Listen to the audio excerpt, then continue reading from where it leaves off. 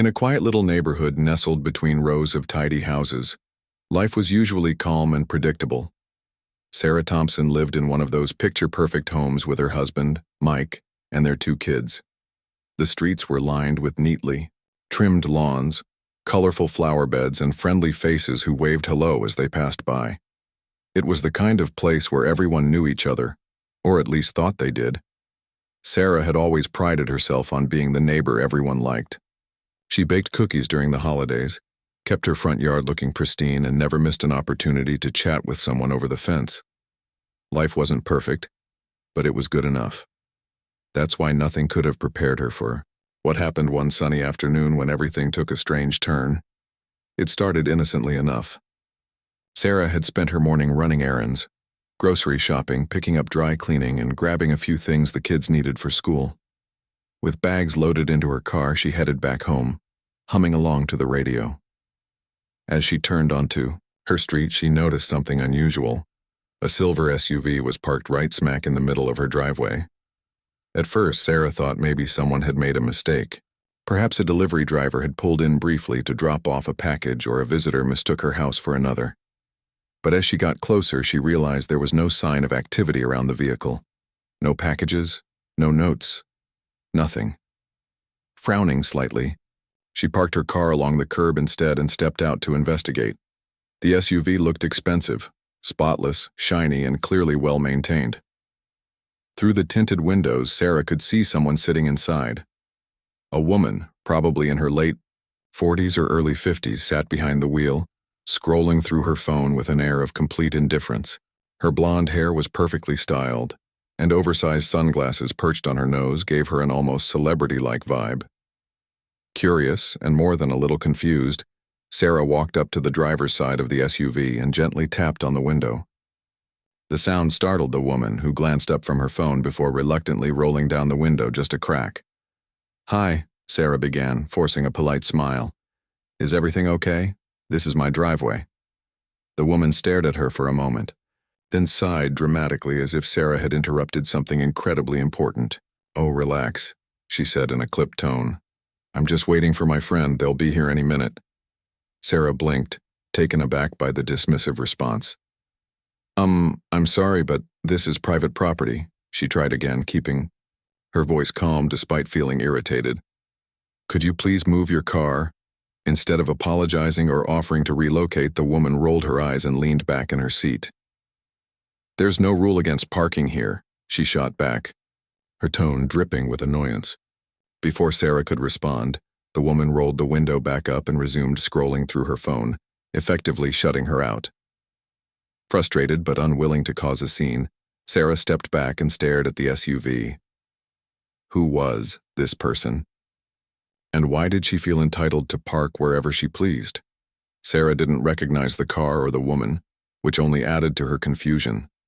Most people in the neighborhood were familiar faces, so this stranger sticking her nose where it didn't belong felt oddly invasive. Deciding she needed backup, Sarah pulled out her phone and dialed her husband, Mike. He worked nearby and often came home for lunch, so she figured he'd be able to help defuse the situation. After explaining what was happening, Mike promised to come straight home. While she waited, Sarah wandered back to her car to unload the groceries. Every time she passed the SUV, she couldn't help but glance at the woman inside. She seemed completely unfazed by the disruption she was causing, as though taking over someone else's driveway was the most natural thing in the world. By now, a couple of neighbors had noticed the commotion and wandered over to ask what was going on. One of them, Mrs. Jenkins from across the street, raised an eyebrow when Sarah explained the situation. "That's Karen," she said knowingly. "She's on the HOA board. You know how she gets sometimes." Sarah groaned inwardly. Of course. Karen was infamous in the neighborhood for her bossy attitude and obsession with enforcing rules. Rules that often seemed to apply to everyone except her.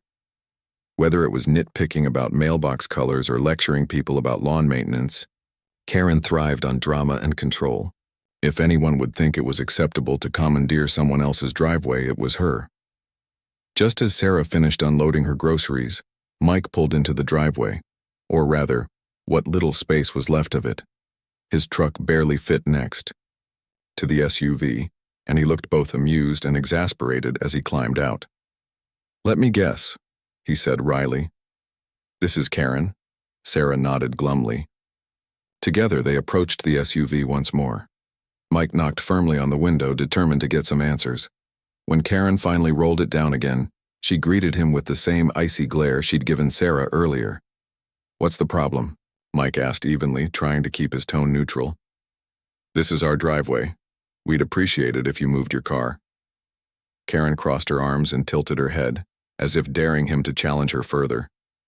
"Listen, buddy," she said, her voice rising slightly. "I'm allowed to park wherever I want. There's no law saying I can't use this driveway while I wait." Mike exchanged a look with Sarah, silently marveling at the audacity of the statement.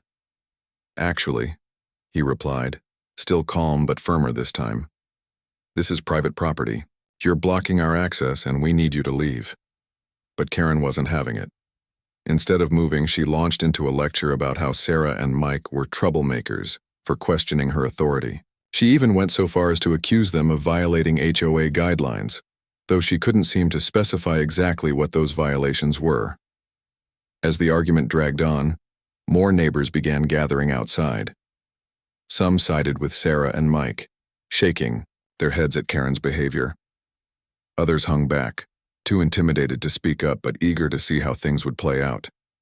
By now, the confrontation had become a full-blown spectacle, with whispers and murmurs rippling through the crowd. Despite the growing audience, Karen refused to budge. In fact, she seemed to grow more entrenched in her position with every passing minute. Her stubbornness was baffling and infuriating. How could someone be so unreasonable over something as simple as a parking spot? Realizing that talking wasn't going to solve anything, Sarah decided it was time to involve the authorities. She grabbed her phone and dialed the non-emergency number for the local police department. As she explained the situation to the dispatcher, Karen continued ranting in the background, oblivious to the fact that her antics were sealing her own fate. When the police arrived a short while later, the tension in the air was palpable. Neighbors watched intently as officers approached Karen's SUV, ready to hear her side of the story. What happened next would go down in neighborhood history, and not in a way Karen would be proud of. When the police cruiser pulled up behind Karen's gleaming silver SUV, it felt like the entire neighborhood held its breath. The red and blue lights flashed silently, casting an eerie glow over the otherwise peaceful suburban street. Neighbors, who had been watching from their porches or peeking through curtains, now came closer, forming a loose semicircle around the scene. Some stood with arms crossed, others whispered to each other, but all eyes were fixed on Karen's car and the officers stepping out of the patrol vehicle. Mike greeted the two officers with a firm handshake, quickly explaining the situation. "Officer, this is our driveway," he said, gesturing toward the house. "That woman parked her car here without permission and refuses to move it, even though we've asked multiple times." The taller of the two officers nodded thoughtfully, his expression neutral but attentive. "We'll take care of it," he assured Mike before turning to approach Karen's SUV. Sarah stayed close to Mike, her arms wrapped tightly around herself as if bracing for another round of chaos. She couldn't help but feel a mix of frustration and disbelief at how far things had escalated over something so simple: a parking spot. The officers walked up to Karen's driver's side window and knocked lightly. For a moment, it seemed like she might ignore them too, but then she rolled down the window just enough to glare at them. Her oversized sunglasses were still perched on her nose, giving her an air of defiance that bordered on comical. "Ma'am," the taller officer began politely, "can you explain why you're parked in this driveway?" Karen didn't miss a beat. "This isn't a big deal," she snapped, her voice sharp and defensive. "I'm just waiting for my friend. They'll be here any second." She leaned back in her seat, crossing her arms as if daring the officers to challenge her logic. The shorter officer raised an eyebrow. "Ma'am, this is private property. You can't park here without the homeowner's permission." At this, Karen let out an exaggerated sigh, rolling her eyes dramatically. "Oh, come on," she exclaimed, throwing her hands up in mock exasperation. You people are blowing this way out of proportion. I'm not doing anything wrong. By now the crowd of neighbors had grown larger and murmurs rippled through the group. Some shook their heads in disbelief at Karen's audacity, while others exchanged amused glances. A few even pulled out their phones to record the interaction, knowing full well that this was shaping up to be one of the most memorable moments in neighborhood history.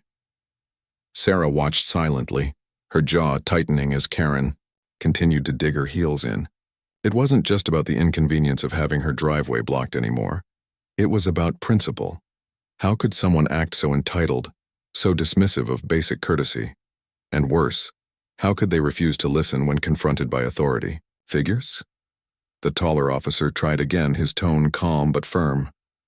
"Ma'am, we've confirmed with the homeowners that this is their private driveway. We need you to move your vehicle immediately." But instead of complying, Karen doubled down. Her voice grew louder, more shrill as she launched into a tirade. "You don't understand," she shouted, pointing an accusatory finger at Sarah and Mike. "These people are troublemakers. They're always causing problems in the neighborhood. Why aren't you arresting them?" The accusation caught everyone off guard, including the officers. Sarah's cheeks flushed red with embarrassment and anger. Troublemakers? All they'd done was ask Karen to move her car. How could she twist the situation like that? Mike stepped forward, his fists clenched at his sides. "That's ridiculous," he shot back, his voice rising despite his best efforts to stay composed. "We haven't done anything wrong. You're the one trespassing." Karen ignored him, turning her attention back to the officers. "Listen, I'm part of the HOA board," she declared smugly, as if this somehow justified her behavior. "I have every right to be here. These people are violating community guidelines." The shorter officer exchanged a glance with his partner, clearly unimpressed by Karen's attempt to assert dominance. "Ma'am," he said evenly, "being on the HOA board doesn't give you the right to park on someone else's property. Now, please move your car." For a brief moment it seemed like Karen might finally relent. She hesitated, her lips pressed into a thin line as she stared daggers at the officers. But then, almost predictably, her stubbornness kicked in again. "Fine," she huffed, grabbing her phone and holding it up as if recording the conversation. "Go ahead and arrest me. This is harassment and I'm going to sue all of you." Her declaration drew gasps from the onlookers. Even the officers looked taken aback by her theatrics. The taller one sighed, running a hand over his face before speaking again. "Ma'am, no one is harassing you. We're simply asking you to follow the law. If you continue to refuse, we will have no choice but to take further action." Karen's response was immediate and defiant. "Do what you want," she yelled, slamming her fists against the steering wheel for emphasis. "You can't make me leave." At this point, the tension in the air was palpable. The crowd of neighbors shifted uncomfortably, unsure whether to laugh at the absurdity of the situation or brace themselves for what might happen next. Sarah felt a knot form in her stomach. She hadn't wanted things to go this far. She just wanted her driveway back, but Karen's refusal to cooperate left no room for compromise. The officers conferred briefly, their body language suggesting they'd reached a decision. The shorter one returned to Karen's window, his demeanor calm but resolute. "Ma'am, you're under arrest for trespassing and obstruction. Please step out of the vehicle." Karen froze, her mouth opening and closing like a fish out of water. For the first time since the confrontation began, she seemed genuinely shocked. "What?" she sputtered, her voice cracking. "You can't arrest me. I didn't do anything wrong." But the officers weren't backing down. The taller one moved to open the driver's side door while the shorter one recited Karen's rights in a steady, professional tone. As they guided her out of the SUV, Karen erupted into a flurry of protests, shouting about corruption, injustice, and lawsuits. Her sunglasses slipped down her nose, revealing wide, panicked eyes that darted wildly between the officers and the growing audience. Sarah and Mike stood nearby, watching the surreal scene unfold. Despite the satisfaction of seeing justice served, there was also a sense of unease. No one likes to see someone arrested, especially over something as trivial as a parking dispute. Still, Karen's behavior had left them with no other option. As The officers led Karen to the patrol car, her voice carried across the street loud and indignant. "You'll regret this," she screamed, twisting in their grip as they placed her in the back seat. "Mark my words, I'll have your badges for this." The crowd erupted into murmurs once the car door slammed shut. Some neighbors clapped quietly, while others shook their heads in disbelief. Mrs. Jenkins, who had been standing near Sarah, leaned in and muttered, "Good riddance. That woman has needed a reality check for years." Sarah managed a small smile, though her mind was racing. What would happen next? Would Karen retaliate once she was released? Would this incident create lasting tension in the neighborhood? For now, though, she allowed herself a moment of relief. The ordeal was over, for today at least. As the police cruiser drove away, the crowd slowly dispersed, returning to their homes and routines. But the memory of Karen's dramatic exit lingered, a reminder of how quickly small disputes could spiral out of control. And as Sarah glanced at her now empty driveway, she couldn't help but wonder, what kind of person thinks they're above the rules, and what does it take to bring them back down to earth? The aftermath of Karen's arrest left the neighborhood buzzing with energy. It was as if a storm had passed, leaving behind a mix of shock, relief, and lingering tension. Sarah and Mike stood in their driveway, watching the red and blue lights of the police cruiser disappear down the street. The surreal scene they'd just witnessed felt like something out of a movie, a strange, chaotic moment that no one could quite believe had actually happened. As the crowd began to thin out, neighbors lingered for a few moments longer, exchanging whispers and glances. Some approached Sarah and Mike to express support, while others seemed unsure how to react. Mrs. Jenkins, the elderly woman who lived across the street, patted Sarah on the shoulder and said, "You handled that beautifully, dear. Don't let her nonsense get to you." Sarah forced a polite smile but couldn't shake the uneasy feeling in her chest. Yes, Karen was gone for now, but what about tomorrow or next week? Would she come back angrier than ever, determined to retaliate? After all, Karen wasn't the type to let things go quietly. Her reputation for holding grudges was well known among the residents, and this incident would only fuel her need to prove herself right. Mike, sensing Sarah's unease, wrapped an arm around her shoulders. "Hey," he said softly, pulling her close. "It's over. She got what she deserved, and we did everything by the book. Don't let her ruin your day." Sarah nodded, appreciating his reassurance, but her mind kept replaying the confrontation. What struck her most wasn't just Karen's refusal to move her car. It was the way she had twisted logic to justify her actions. How could someone so adamantly believe they were in the right when every fact pointed otherwise? It baffled her, and it made her wonder if Karen truly believed her own arguments or if she simply enjoyed stirring up trouble. Back inside the house, Sarah sank onto the couch, still processing everything that had happened. The kids were at school, blissfully unaware of the drama unfolding at home. For once, she was grateful for the quiet. Mike joined her after locking up the house, sitting beside her with a heavy sigh. "Well," he said, breaking the silence. "That was something." Sarah let out a short laugh, shaking her head. "Something is one way to put it. Honestly, I can't believe it came to this. All because of a parking spot." "It's not about the parking spot," Mike replied thoughtfully. "It's about control. People like Karen thrive on making others feel small. They think rules apply to everyone except them." His words resonated deeply with Sarah. Over the years, she'd heard countless stories about Karen's antics, from nitpicking about holiday decorations being too bright to demanding fines for minor infractions that no one else cared about. But today's showdown took things to a whole new level. Parking in someone's driveway wasn't just bending the rules, it was outright defiance. As the afternoon wore on, the neighborhood slowly returned to its usual rhythm. Kids played outside, dogs barked in the distance, and cars drove past without stopping. Yet beneath the surface calm, there was an undeniable ripple effect from Karen's arrest. Neighbors who rarely spoke to each other suddenly found themselves chatting over fences or sharing updates during evening walks. Everyone wanted to know, what happens next? Later that evening, Sarah decided to check social media, half expecting to see posts about the incident. Sure enough, videos of the confrontation had already gone viral. Someone, probably one of the Neighbors who'd been filming earlier had uploaded clips of Karen arguing with the officers, complete with captions like, HOA Karen loses it over driveway dispute, and when entitlement meets reality. The comment section was ablaze with reactions ranging from laughter to outrage. Some commenters praised Sarah and Mike for standing their ground, calling them heroes for taking a stand against entitlement. Others criticized Karen's behavior, labeling her as the epitome of self-importance. A few even joked about starting a petition to ban her from the HOA board altogether.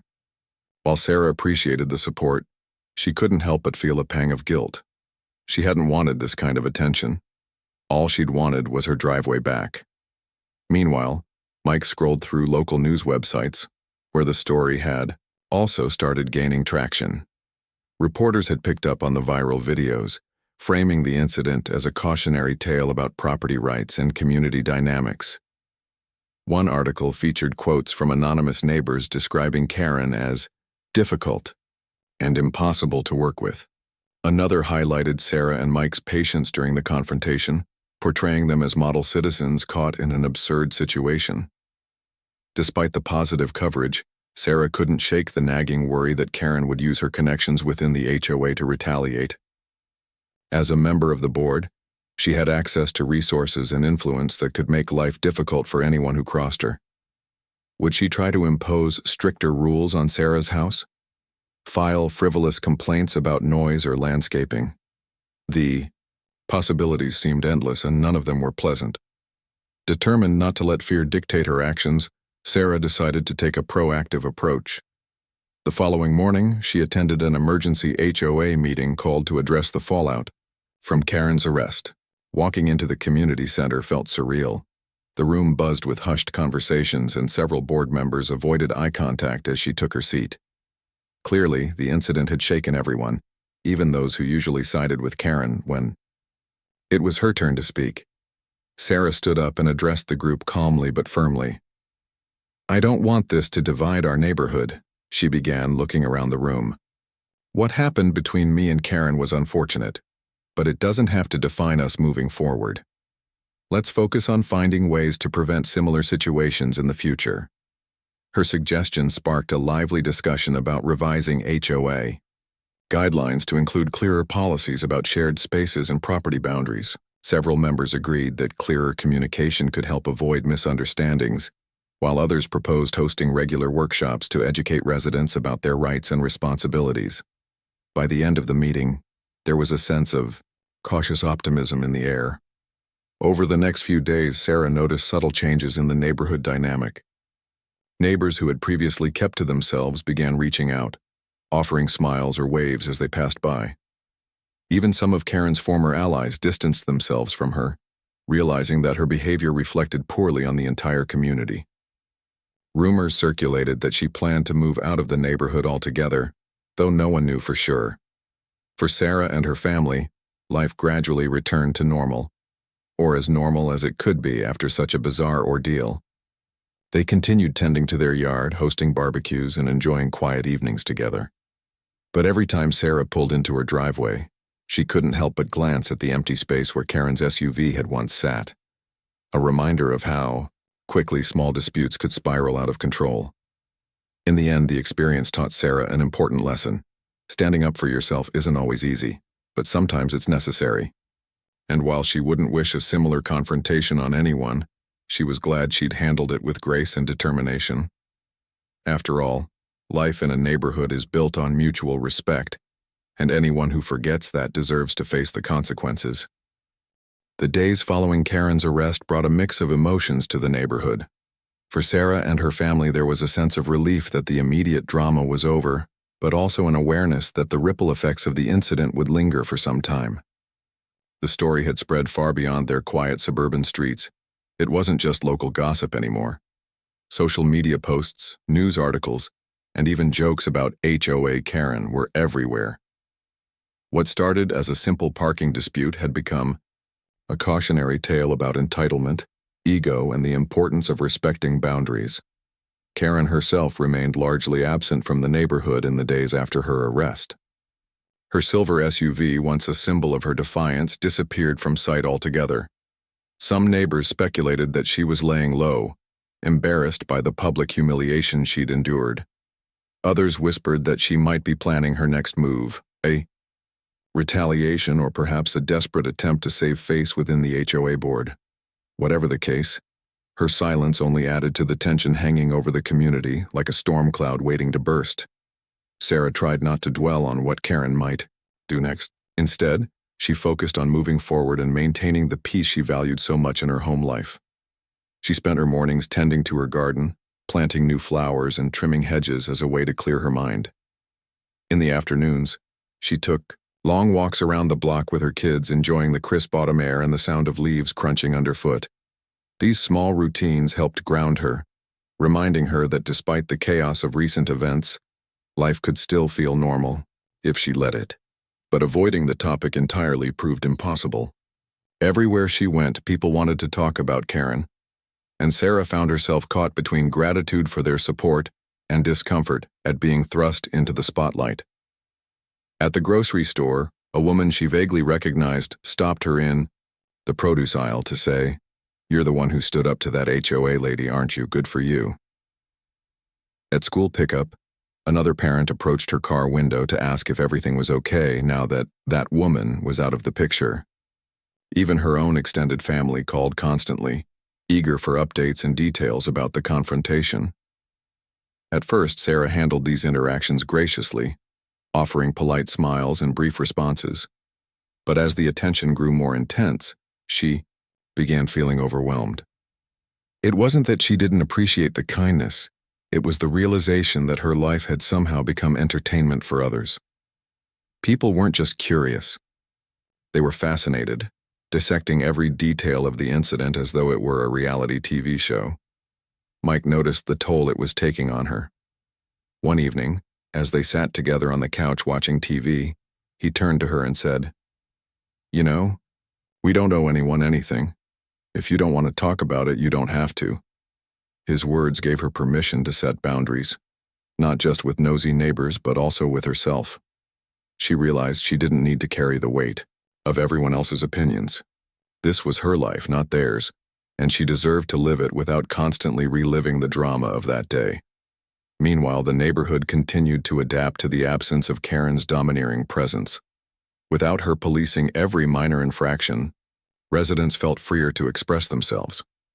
Someone painted their front door a bold shade of turquoise, something Karen would have surely flagged as against HOA guidelines.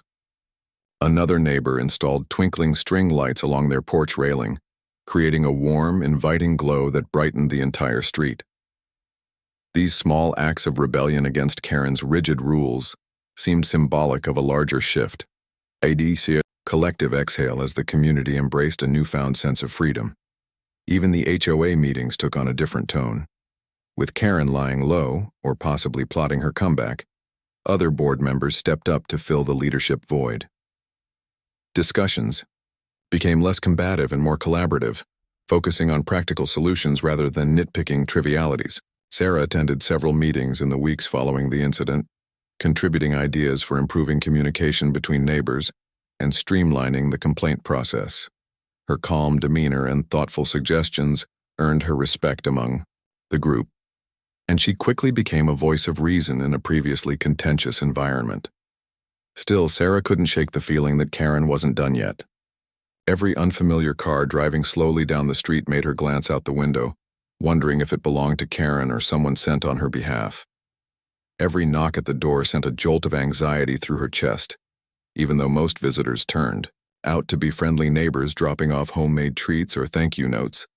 Rational or not, the fear of retaliation lingered, a shadow cast by Karen's volatile personality. Then, one afternoon, that shadow materialized. A letter arrived in the mail, an official-looking envelope addressed to Sarah and Mike. Her heart sank as she opened it, bracing herself for bad news. Inside was a formal complaint filed by none other than Karen herself, alleging that Sarah and Mike had violated multiple HOA guidelines during the confrontation. The accusations ranged from excessive noise disturbance to harassment of a fellow resident, each one accompanied by vague references to unnamed witnesses and unspecified evidence. Sarah stared at the letter in disbelief, her hands trembling slightly. How could Karen twist the truth so blatantly? They hadn't harassed anyone. They'd simply asked her to move her car. Yet here was this document, attempting to paint them as aggressors while ignoring the fact that Karen had been arrested for trespassing. Mike read the letter over her shoulder, his jaw tightening as he processed the contents. "This is ridiculous," he muttered, shaking his head. "She's trying to turn the tables on us." "What should we do?" Sarah asked, her voice barely above a whisper. For all her efforts to stay calm and composed, the letter felt like a punch to the gut, reopening wounds she thought had begun to heal. "We fight back," Mike replied firmly. "We'll gather our own evidence, photos, videos, witness statements, and present it to the HOA board. If she wants to play dirty, we'll make sure everyone knows exactly what happened." Over the next few days, Sarah and Mike worked tirelessly to build their case. They reached out to neighbors who had witnessed the confrontation, asking if they'd be willing to testify on their behalf. To their relief, many agreed, eager to support them after seeing how unfairly Karen had behaved. They also compiled copies of the viral videos and screenshots of supportive comments from social media, creating a comprehensive record of the incident. When the next HOA meeting rolled around, Sarah walked into the room with a folder full of evidence tucked under her arm. Her stomach churned with nerves, but she reminded herself why she was doing this, not just for herself, but for the entire neighborhood. If Karen succeeded in bullying her way out of accountability, it would send a dangerous message that power and intimidation could override fairness and justice. During the meeting, Karen appeared via video call, her face tight with forced composure as she presented her side of the story. She accused Sarah and Mike of orchestrating a smear campaign against her, claiming that their actions had damaged her reputation and caused her emotional distress. Her voice wavered slightly as she spoke, betraying the cracks in her confident facade. When it was Sarah's turn to speak, she stood up calmly, opening the folder and laying out the facts piece by piece. She showed the timeline of events, starting with Karen parking in their driveway and ending with her arrest for trespassing. She played clips of the viral videos, allowing the board members to see firsthand how unreasonable Karen had been. Finally, she shared written statements from neighbors who had witnessed the confrontation, each one corroborating Sarah and Mike's version of events. By the time she finished, the room was silent. The board members exchanged glances, clearly struggling to reconcile Karen's claims with the overwhelming evidence against her. After a lengthy discussion, they reached a unanimous decision. Karen's complaint was dismissed and she was formally reprimanded for her behavior during the incident. As the meeting adjourned, Sarah felt a wave of relief wash over her. It wasn't just about winning. It was about proving that fairness and integrity mattered more than manipulation and intimidation. She knew the road ahead might still hold challenges, but for now she allowed herself to breathe easier, knowing that she had stood her ground and come out stronger on the other side. Back at home, Sarah looked out the window at her driveway, the same driveway that had sparked such chaos just weeks earlier. It was empty now, bathed in the soft glow of the setting sun. Life had returned to its peaceful rhythm, and though the scars of the past remained, they served as reminders of resilience rather than regret. The weeks that followed the HOA meeting marked a turning point for Sarah and her family, and for the neighborhood as a whole. With Karen's formal complaint dismissed and her behavior publicly scrutinized, she began to fade into the background. At first, rumors swirled about her potential retaliation or another dramatic outburst, but those whispers eventually died down. Instead, Karen quietly packed up her belongings and moved out of the neighborhood altogether. Some said it was because she couldn't bear the embarrassment. Others believed she simply wanted to escape the judgmental stares and whispered conversations behind closed doors.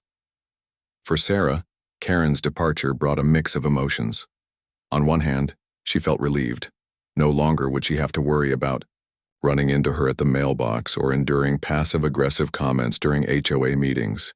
But on the other hand, she couldn't help but feel a twinge of sadness. Not for Karen herself, but for the way things had escalated so unnecessarily. In an ideal world, The conflict could have been resolved with a simple conversation, instead of devolving into arrests, lawsuits, and public shaming. Still, life had taught Sarah that people didn't always act rationally, especially when pride and power were involved. As the neighborhood settled into its new rhythm without Karen's looming presence, subtle changes began to emerge. Neighbors, who had once tiptoed around her rules, now embraced a more relaxed approach to community living. A young couple down the street painted their garage door a cheerful shade of yellow, something Karen would have surely flagged as too bold. Another resident planted a row of sunflowers along their fence line, adding a splash of color that brightened the entire block. These small acts of self-expression seemed symbolic of a collective exhale, a release from the suffocating grip of unnecessary regulations. Sarah found herself becoming more involved in neighborhood affairs, attending regular HOA meetings and even volunteering to serve on a newly formed committee focused on fostering better communication among residents.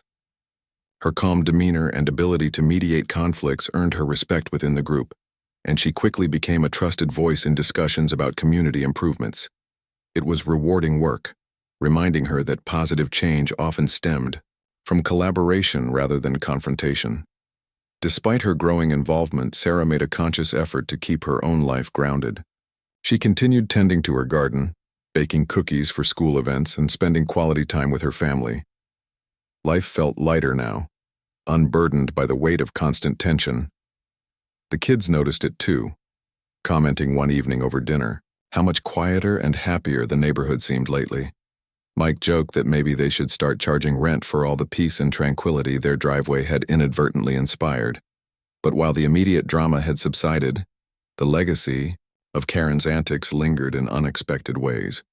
The viral videos and news articles about the incident remained online, serving as both a source of amusement and a cautionary tale for anyone scrolling through social media.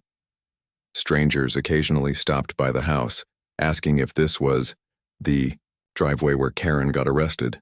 Much to Sarah's bemusement, she handled these encounters with grace, offering polite smiles and brief explanations before retreating back to the comfort of her home. One day, as she was watering her flower beds, Mrs. Jenkins approached her with a knowing smile.